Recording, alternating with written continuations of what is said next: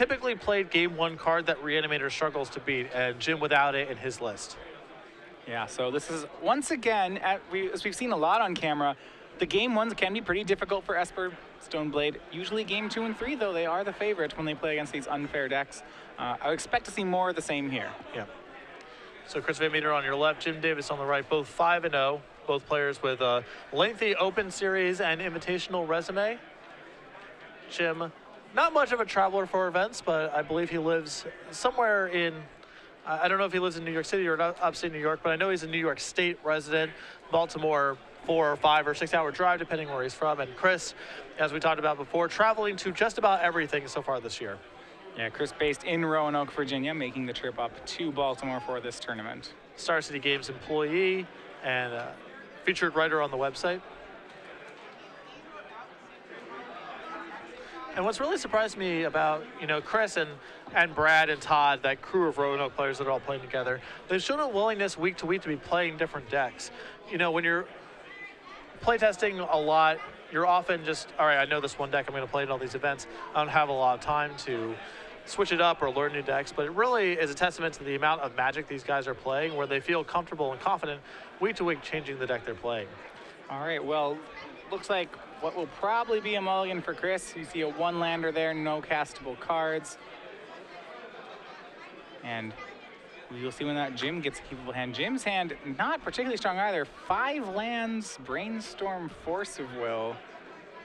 Now, both these players high enough profile that there's a decent chance they know what the other one's on. Yeah. Now, Jim's hand is pretty bad. If there was no fetch land in this hand, I'm positive it's not keepable. The fact that Brainstorm plus fetch land gives him the potential to get some spells and get rid of these excess lands might convince Jim to keep, but he's going to send it back as well. All right, so we have a 6-on-6. That, in my mind at least, favors Chris here. Chris really doesn't need 6 cards to assemble his combo. If he gets, the land, Entomb, Exhume, the other cards often cannot matter in this matchup. Unlike a deck like Ad Nauseam Tendrils, which is about a saturation of spells, and every mulligan is potentially very bad for this deck, Reanimator is what I like to call an A plus B combo deck. It's trying to assemble something like Entomb Reanimate or Show and Tell plus a large creature in the hand. These sort of decks are a little more durable to mulligans than the saturation decks like Elves or Storm. Absolutely. So you see both players on 6 here. Chris also will be on the play. That puts a lot of pressure on Jim to have a 1-mana answer to what Chris is doing. Most of Chris's Reanimate combos, or at least the ones he has as an opener, happen on turn 2. Remember, Reanimator is one of the faster decks. So we have things like Entomb Reanimate, Entomb Exhume, Careful Study Exhume. Even something like Lotus Petal Show and Tell oftentimes happens on turn 2 because Jim's on the draw. His real ways of interacting will be Swords to Plowshares, if it works, Force of Will, and Thoughtseize.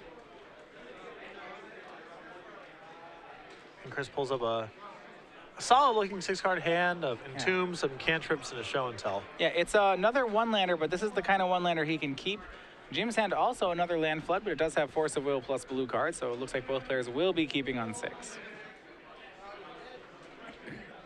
And rather than Careful Study turn 1, Chris is just going to go ahead and play his fetch land and not sack it. Please report to the stage.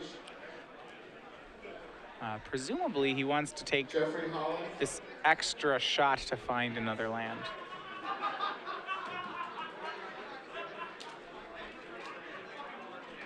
And we see on end step, Chris is going to go ahead and sacrifice 4 Underground Sea. And he's going to Entomb on end step. So no need for Careful Study. He's just going to go straight for the combo here. And it's Gristlebrand in the yard. Jim with a hand of 2 Force of Wills and a Supreme Verdict, so he decides Entomb is not the card that he wants to fight over. He's going to save it for a potential reanimation spell.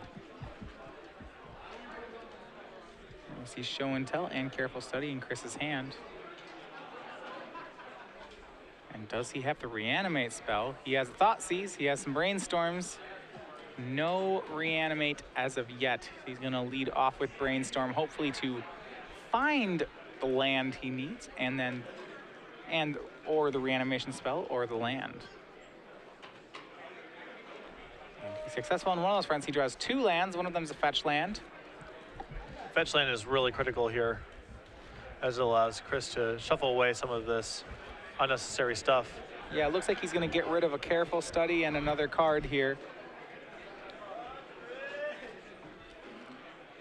And that means he will be able to follow this up with Land Thoughtseize. He's going to make sure to use the Misty Rainforest to do it so that he can clear off the top of his deck. And this is actually a low-impact Thoughtseize right now. Sure. He can't really keep Jim off of Force of Will, nor does Jim have anything really good in his hand, so. It still at least informs Chris that Force of Will is a card he needs to fight through, so that's meaningful. And we see that here. Thoughtseize, Jim's hand, Force of Will, Swords, Supreme Verdict, lands. So you think he'll probably take a Force of Will here. I can't imagine he's too concerned about Swords or Supreme Verdict. Supreme Verdict's just a really slow Swords. Yeah, even if Jim is immediately able to plow or Supreme Verdict away something like Gristlebrand, the damage is already done. Yeah, Chris will draw 7 and almost certainly have the combo again, if not a Force of Will for the Swords. Yep.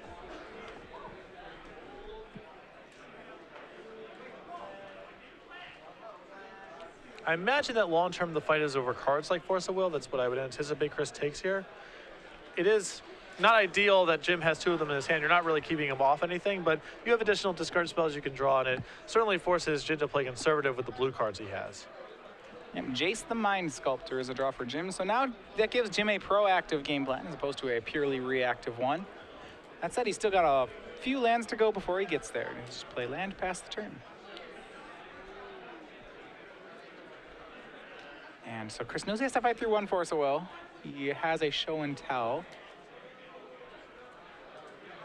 There's a chance he could just cast Show and, even without the monster, he may at some point cast Show and Tell just to get rid of a force.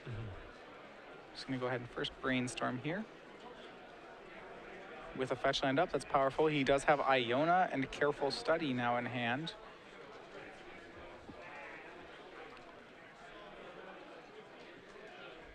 And now the Show and Tell is no longer a bluff.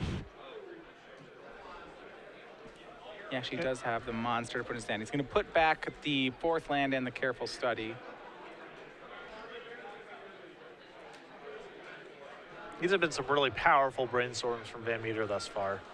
He's gotten to really engineer a game plan, get rid of some of the redundant big stuff or Careful Studies that he really doesn't have any way to set up. Yeah, and he's actually going to go ahead and fetch away the Careful Study. I was wondering whether or not he was going to keep it, just because if he expects that the Show and Tell is going to get Force of Willed, he will want a way to get rid of the Iona after the Show and Tell.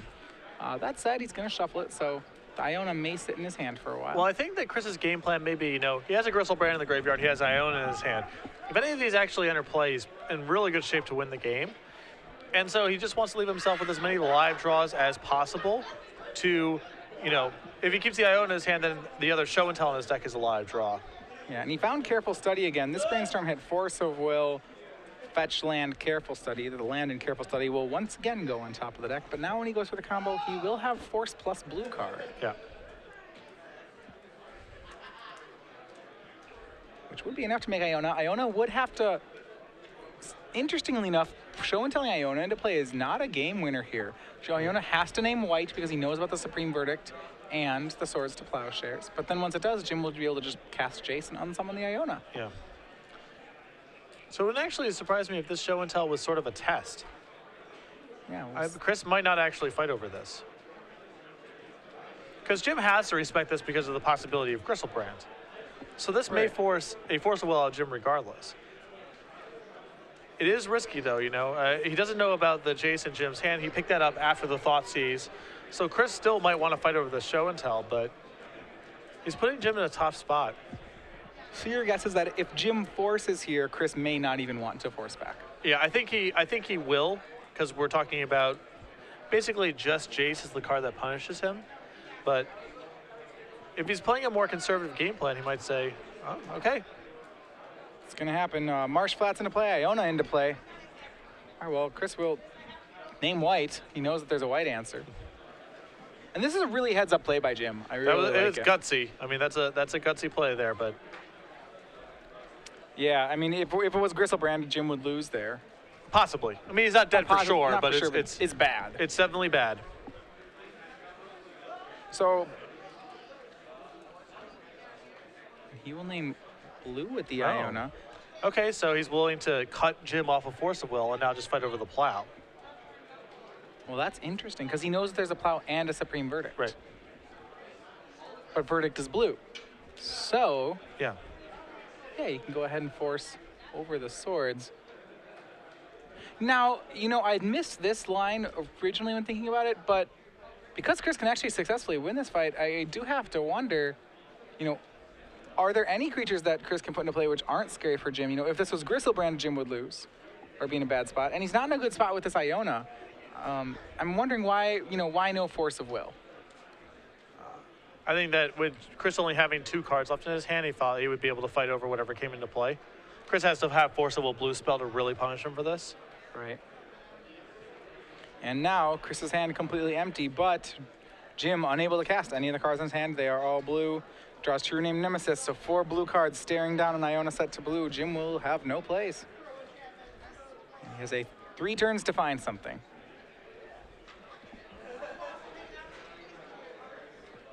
And had he drawn a Stoneforge that turn, he could have tried to race with Batterskull or buy extra turns with Batterskull, but now that won't hit in time.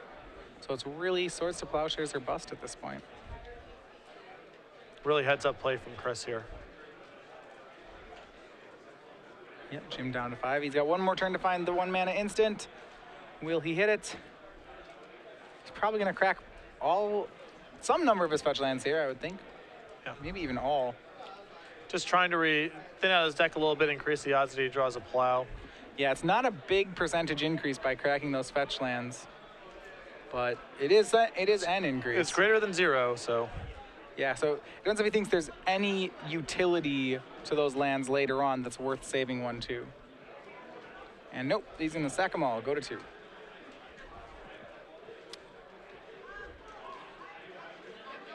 And find some more dual lands.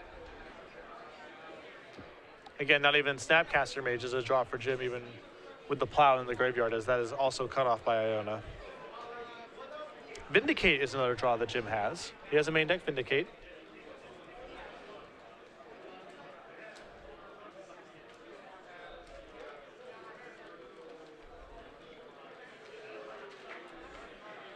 All right.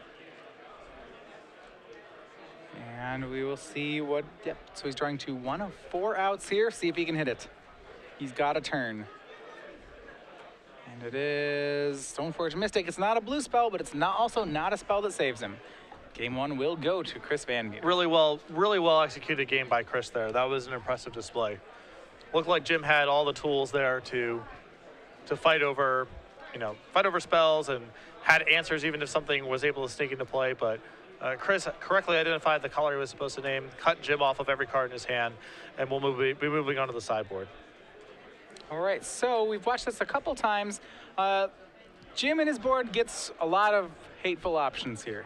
Yeah, he gets 2 copies of Thoughtseize, a Grafdigger's Cage, 2 Meddling Mages, 2 Rest in Peace, a Flush's Storm, a Path to Exile, a Surgical Extraction, a Vendilion Click, and additional Supreme Verdict. He has, not all these are the most efficient things in the world, mind you, but he has a lot of ways to interact with the graveyard, certainly, a lot more disruption, a lot more permission. Yeah, I was going to say, in particular, his sideboard looks to be going at the graveyard, is what I would say. Yes. And that will be excellent in this matchup. This will get significantly harder for Chris. On Chris's side, he does have some ways to fight back. As we saw before, he has massacres, or potential massacres for a Meddling Mage. A lot of the time, we actually see Reanimator, post-board, go up to 4 show and tells after the sideboard, and he will that's something I do think he will do here. He can board in show and tells, City of Traders, where I think come in on the show and tell plan. Other than that, he has some other cards which are different monsters to bring into play. He has Inkwell Leviathan. That one actually can be pretty decent in this matchup. Jim doesn't actually have a good way to interact with Inkwell Leviathan like he does with things like, you saw like Iona wasn't completely safe there. Right. Inkwell is pretty safe. It's almost just a better Iona. He has Ashen Rider. I'm not positive Ashen Rider is played in this matchup, but I would suspect not. I think what he wants, I think he'll want the Pithy Needle, a very good answer to Stoneforge Mystic and Jace. which are valuable tools that Jim has. And yeah, he definitely wants to go on the show and tell plan. It's basically for decks where you don't think they can capitalize on you casting show and tell, which Esper Stoneblade traditionally doesn't. And also decks that are going to be attacking your graveyard, so you want a different angle of attack. It's also just valuable against decks that are going to be attacking your hand. The extra redundancy is a nice thing. Yeah, so then there are things in Chris's sideboard which we could talk about. He has cards like Spell Pierce and Thoughtseize. Certainly those are cards that he play against the combo decks that are even faster than him, of which there aren't too many, but they do exist. How much do you like them, though, against a control deck? Does he want to play Spell Pierce offensively? Does he want to play Thoughtseize offensively? I'm not an enormous fan of it because against decks that are bringing in Thoughtseizes and Duress and that class of spells, because you can't afford to trade your resources that way. If you trade 1-for-1 with them a bunch and try to wear down the resources, the Esper Stoneblade deck has a pretty big advantage in that fight because you're trying to play a normal game of Magic, and they are really well situated to play that sort of game. So I like having the discard stuff against decks where,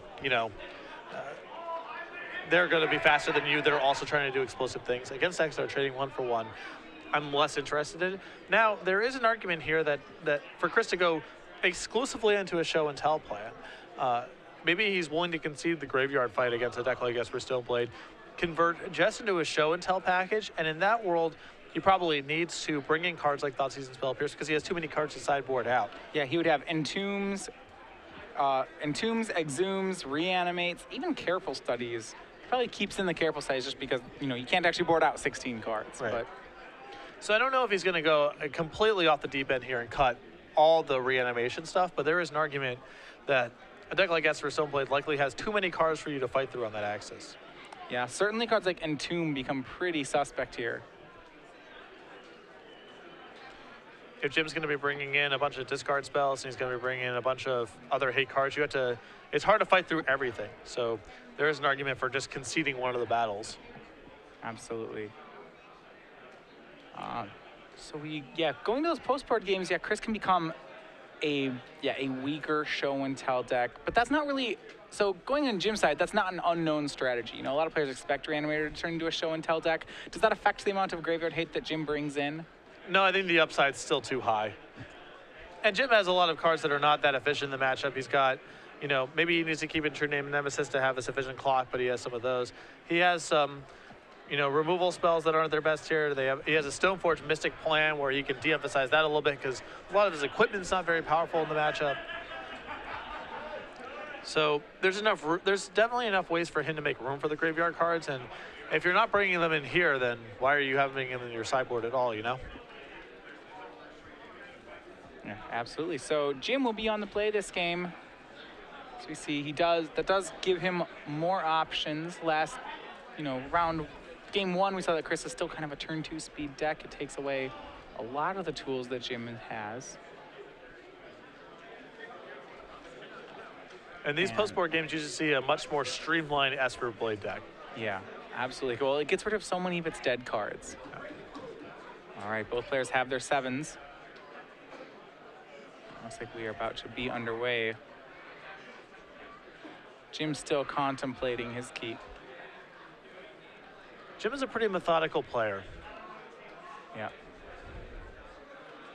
And starts off on a turn 1 Grafdigger's Cage. Certainly has boarded in the graveyard hate. And Chris either can't or chooses not to fight over that. Yeah, he does have some petals of his own. He looks like he has petals, and Chris has boarded in the Spell Pierces. So that certainly seems to suggest that he might be on the all show and tell plan that you were talking about. I believe there was also an Entomb in his hand, so he still might have some of that going on, but. Yeah, he has Gristlebrand. You are right, it is an Entomb in hand. He doesn't have a way to get Cage off the board, I don't believe. So that plan simply won't work. I mean, he has one Echoing Truth in his board. That could have been brought in. Yeah. Thoughtseize cast by Chris VanMeter. He sees Meddling Mage, Stoneforge Mystic, Second Land, Supreme Verdict. Let's talk about this. The verdicts have been left in Jim's deck. And I actually believe that is a Meddling Mage, Supreme Verdict. Oh, the verdict is the fourth one down as well. The second to the left, yes. Now, is Verdict something he actively wants in this matchup, or simply just too far down the list of cards he's not thrilled about? Probably the latter. All right, and we see in VanMeter's hand, he does have a Gristlebrand, Entomb, Spell Pierce, and some lands, so still searching for that show and tell. But this is a place where, you know, Jim is definitely exposed to show and tell. Yeah, he's exposed to it. So what he does here is he plays toward the fact that, you know, Jim has actually a decent proactive game plan. And because Chris's deck only plays 4 show and tells now, it's actually not too terribly quick. You know, it has to find one of these 4 ofs. It doesn't have too many ways to find cards. Jim actually may just race him on the proactive axis here. You know, all right, well, race. Yeah, can you race the Stoneforge Mystic? And that's a lot of pressure on Chris. Yeah, Chris does not have a lot of time. And all those draws from the sword, you know, those could be additional discard spells, additional counters. It's not just about the damage. Absolutely. So yeah, that's Stoneforge gets Sword of Fire Ice. Now we'll see if Chris can find a show and tell in time.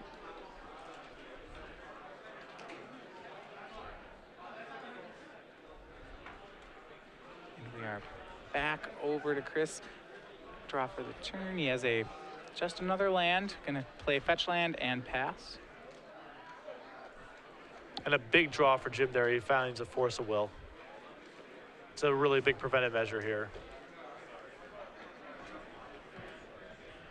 All right. He does have the Force Will, and with the Verdict, that is one thing, I guess, when you were talking about keeping in Supreme Verdict, at least it has islands in its mana cost. So that's kind of one of the bigger jokes in Legacy, always that, you know, a card can't be that bad as long as you can pitch it to Force of Will. Yeah. And we see Careful Study for Chris. Pitch to Force of Will and Shuffle Away with Brainstorm has been used to justify any number of blue cards. Any blue card that says, yeah, shuffle away. All right. It looks like he's going to discard the Entomb, discard another land. He found another Careful Study. Each of these Careful Studies is actually his card disadvantage as he casts it.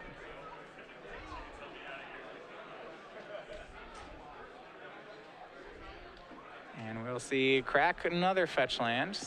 So, yeah, kind of like single shot Faithless Lootings here. No utility by putting cards in the graveyard. He's actually just trying to find a show and tell. It's just digging. And actually, this would have been actually a pretty powerful thing for Chris to be doing, with the exception now that Jim has found Force of Will. So removing the total number of raw resources he has to work with is going to be a pretty big cost as this game proceeds. All right, Careful Study number 2 finds a black card. Finds, I believe, the show and tell he was looking for. He does have a Spell Pierce as well. If Jim makes the mistake of tapping mana on his own turn, Chris may be able to sneak past that Force of Will.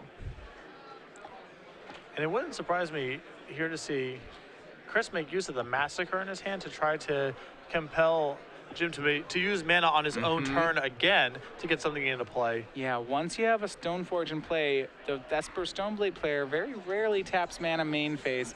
You know, he'll have to tap 2 at one point to equip the Stoneforge, but that's about it. We see a pretty lean keep here from Chris. It is Massacre, Show and Tell Gristlebrand, Spell Pierce. And I do think that means he's looking to Massacre it right now. Yeah. Well, if he doesn't Massacre right now, there's a chance he doesn't get to Massacre for the remainder of the game. Because Jim may not need to do anything else except put that sword on that Stoneforge Mystic and then protect himself with counter spells and discard spells. Absolutely. So we'll see that Massacre cast. Chris does have a Swamp. Jim does have a Plains. That will cost 0. And now Jim has to decide whether or not he wants to force. I would be surprised if this was the battle that Jim chose to fight. Yeah, I don't think it's going to be the one he wants to fight. This is an uncommon from Nemesis. Massacre, because it's part of that same cycle as Submerge, always has the potential to see play. I think certainly has risen in the amount of play it sees with decks like Reanimator, because Death and Taxes is now a deck in the metagame. A lot more Meddling Mages than there used to be. Meddling Mages. There's a lot more reasons to be playing Massacre. And we see before Stoneforge dies, on its way out, it finds a Sword of Fire and Ice. Jim is going to replace the Stoneforge Mystic, but the real question Chris has is, 1, whether or not Jim has a 4th land, and 2, whether or not Chris can find a 4th mana source. Yeah. If Chris is able to find a 4th mana source, he can then show and tell with Pierce backup. And that should be sufficient. But a lot of things have to break his way. Jim has to not have land in it, and really Chris has to have the land. Yeah. But he's given him a chance.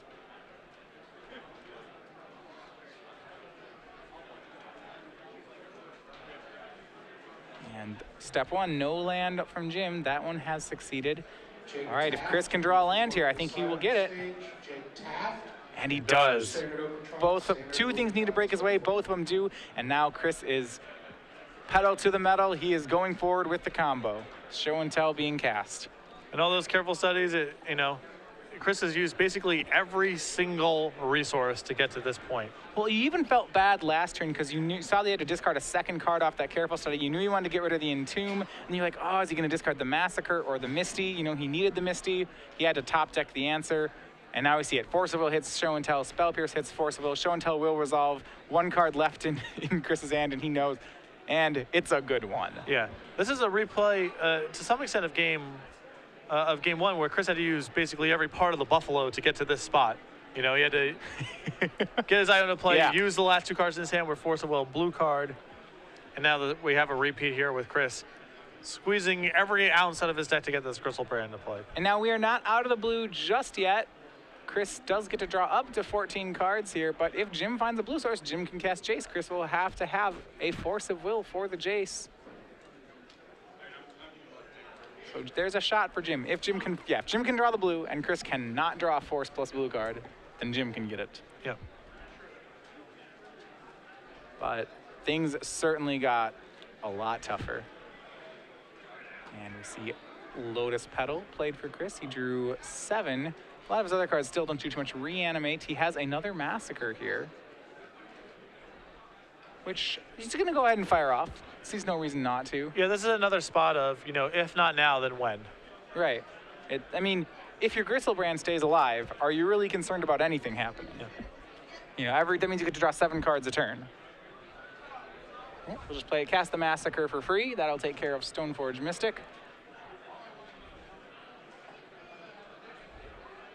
And if you're Jim, if you had waited a turn on that second Stoneforge, you might have been able to, I mean, that's a lot to play around, and maybe things would get worse if you wait. Right, the problem is the alternative there is just saying go. And yes, that's a very dangerous, do nothing. That's a very dangerous road to pursue as well. All right, Careful Study. The Lotus Petal is used to cast Careful Study. Chris trying to digging 2 cards deeper. He has a lot of dead cards because of Grafdigger's Cage. As you see, City of Traders, Reanimate, put into the bin. And now, step 1, can Jim find a blue mana source? He does not. It has been Vendilion Click. And now that he has missed on casting Jace, the window appears to be closing for Jim Davis. And we'll probably next turn get to see the extent to which Chris is cited in his disruption. Right. He's going to probably be looking at a lot more cards. And probably draw 7 more. Maybe do it during Jim's upkeep, but... Yeah. And that Vendilion Click isn't even castable right now, as Jim is on Plains and Scrubland as 2 of his 3 mana sources. Right. Now, he needed a blue mana source that turn. Jim suits up the Germ Token. It's a 6/6, but 6/6 is not 7/7. And he has no plays and passes back. And among the cards that Chris has drawn is, I believe he's found his singleton copy of Echoing Truth, which is really powerful against Jim's equipment. It's powerful against Grafdigger's Cage. It's powerful against Germ Token. It's, you know, I don't know what he wants to Echoing Truth, but they're all pretty good. Yeah. And the hit from Griselbrand does connect. Jim goes from 19 down to 12. Chris from 9 up to 16. And now the card drawing will begin anew. 7 more cards into Chris's hand. And Jim can do nothing but sit by and watch as the resources accumulate on his opponent's side of the board. See, all right, City of Traders is the land for the turn. And there's so many plays he can make now. We see he can Show and Tell. Iona appears into play. He has not Spell Pierce, yeah. Not a bad backup complementary piece to Griselbrand, Iona. Yeah, Griselbrand and Iona. Just in case you thought you could remove the Griselbrand, and he's going to do just that. Cast Show and Tell. Well, Jim will get a Vendilion Click. And click. All right, he gets to choose if he wants to target himself or target Chris. He actually gets to find out what color Chris names. No, he has to target before he knows what color Chris names. I believe. No. He gets to pick out the color Iona's first. as an as. So he gets to find out what color. And then I guess if Chris' name is blue, Jim can target himself. Yeah. To get rid of the Jace. Yeah, the whole as versus trigger can be a little touch and go. Now, no, that has to do with whose turn it is, correct? If it was Jim's turn, he'd still have to pick the trigger first. Or maybe not even. He names blue regardless. Right. But Vendilion Click will hit Chris, not Jim. You can see his hand. It is Exhume, Brainstorm, Careful Study, Spell Pierce. I suppose the relevant cards would be Spell Pierce, Echoing Truth, and then a redundant copy of Show and Tell Gristlebrand.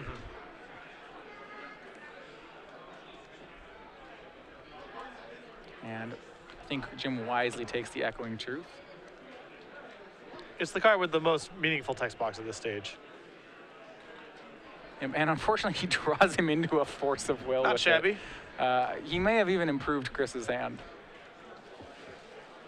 But with Iona on blue, I think that should take care of all the outs that Jim has here, especially with that Force of Will now in Chris's hand. Yeah, before it was still, potentially a card like Vindicate might make a difference here, but the Force of Will really cements it. And this should be one turn left. We will make sure it happens out that way. Chris, we are still in his main phase. After he drew 7, cast and made Iona off Show and Tell. Looks like he's going to head and move to his discard step. And he'll take care of some of the more redundant cards in his hand. Whether that's Crystal Yeah, Brand. he has a lot of backup. He has a lot of backup reanimation that he doesn't really need because of Grafdigger's Cage. He has redundant Gristlebrand's in hand. Those shorts are set to discard. I think we still might be in his second main phase. He's deciding if he wants to just keep. Yeah, he's actually brainstorming instead of careful. He's in brainstorm. He could careful study here as well. Card disadvantage obviously doesn't matter too much. He brainstorms into another Gristlebrand, some fetch lands. Just gonna put a bunch of those 7/7 demons on top of his deck. He has actually the one in play and the other 3 in hand now. So he's found the whole set. There, back on top.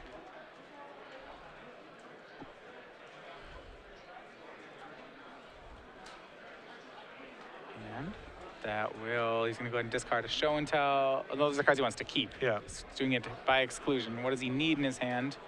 Counting his way up to 7. Looks like he's going to go ahead and discard Land Exhume.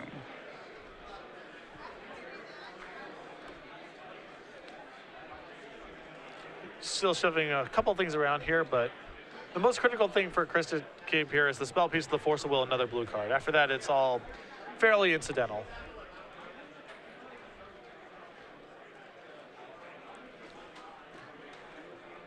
Another blue card to draw for Jim. As big as that germ is, it's no match for the threats that Chris has in play. Right. And we'll pass with the cleanup step having been taken care of. We'll pass back to Jim. I don't know if Jim has a draw here. We will see. Yeah, he drew Force of Will this turn. Another card locked out by Iona. Another blue card. And he can survive the next turn with the help of a chump block, but the path from there is unclear.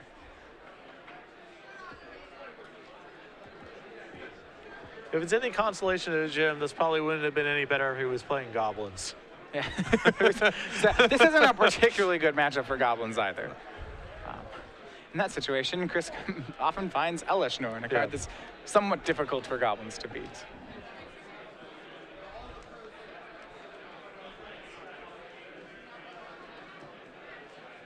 Jim just trying to find some way to proceed here.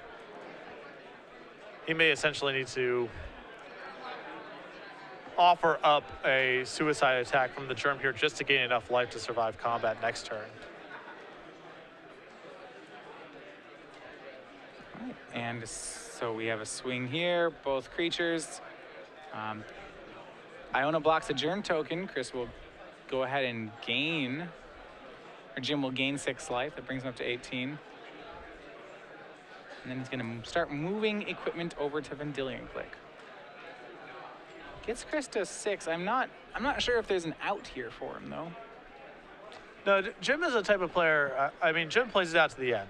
That's just right. What I'm wondering is the out he's playing to. If there is something he's like. Sometimes you take losing board states, and this is a sign of actually a lot of strong players do that, and they'll think, what's a misplay my opponent could make, and how do I play into a situation where I can capitalize on it? Chris getting too aggressive with Gristlebrand here is a possibility. You see him play a land, which causes him to lose City of Traders. Again, we're talking about, you know, long shots in any case. Absolutely. But with Chris having a permanent in play that allows him to pay a lot of life if he wants to, you know, it's not out of the question that some horrible mistake could occur here. All right, so we fetch here. I believe he failed to find. Yep, he did not have a land in his deck. So he does blow up his own land there.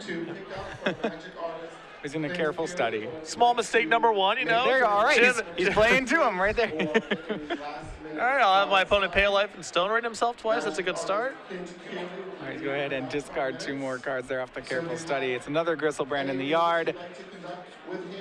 And then we will, looks like we're about ready to move to the attack step. We're going to get the Angel Demon team in there. Maybe just the Demon. That'll put Jim. Let's see if it's the one. It's just the Gristlebrand. That'll put Jim down to 11. Chris up to 12. Yeah, this instead of attacking with Iona, he cuts off Chris of a draw through the Vendilion Click, saves himself some damage.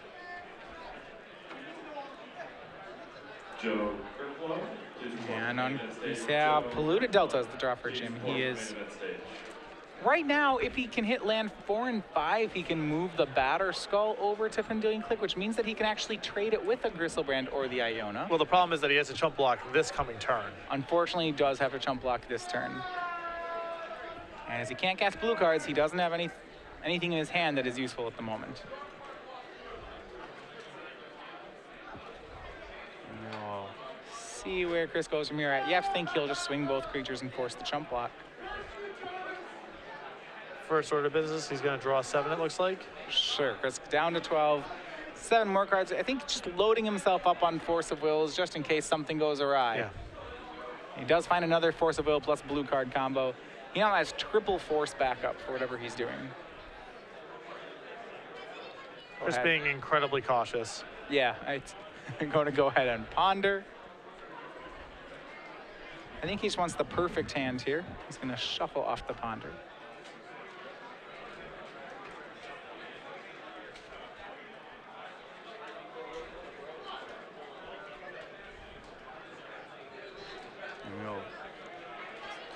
I'm curious what hand he's sculpting. It looks like he almost has an ideal 7. Okay, he has the Echoing Truth now. That may be the 7th card. 3 forces, 3 blue cards, and an Echoing Truth is pretty unbeatable. Pretty close to a lock. And there comes both halves of the team. Vendilion Click will chump 1 half, chumps Iona. Jim goes to 4, Chris up to 12. Go to Chris's discard.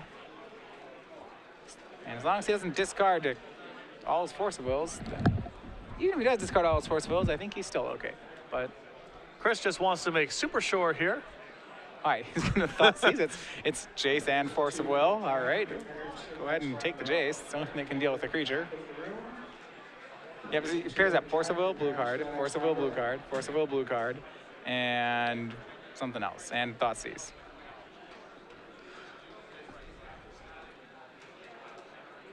Jim will crack the fetch land. A lot of show going on here. The game was pretty much decided a few minutes ago. But Yeah. Well, Chris is, you know, again, just making sure. yeah, both players being very methodical about it. Another blue card, and there it is. So Chris VanMeter up to 6-0. You said once again, really hot out of the gates of the tournament, and so far the fire hasn't died yet. He's up to 6-0. If he can rally off 1 more consecutive win, he will find himself in our top 8. Yeah, within a hair's breadth of locking up a top 8 berth. And again,